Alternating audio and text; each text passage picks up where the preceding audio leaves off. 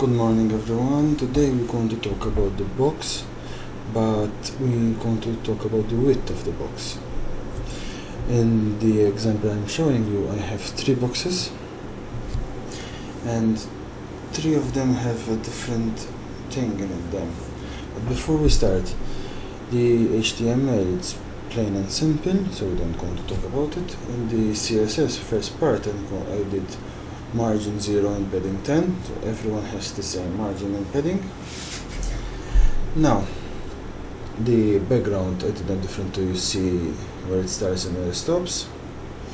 Now the difference, if you notice, these two, they are the same width, and this one has the percentage width, so we did them 100%. So if you notice, this and this one shows different, but look at this. When I move it till here, this one kept all the data and moved it inside, and this one left it the same how it was, but it like disappeared the other text, so it's technically not good for showing the data in it.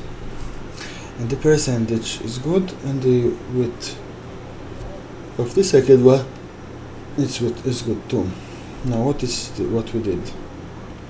The first one we wrote just width 600, and the second one we wrote max underscore width, max width.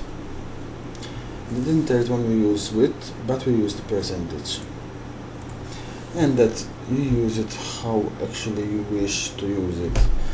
But my suggestion is to use the second one or the third one, to don't lose the data in it. And that is all of the width size of the box for collecting of data. Thank you for watching. See you next time.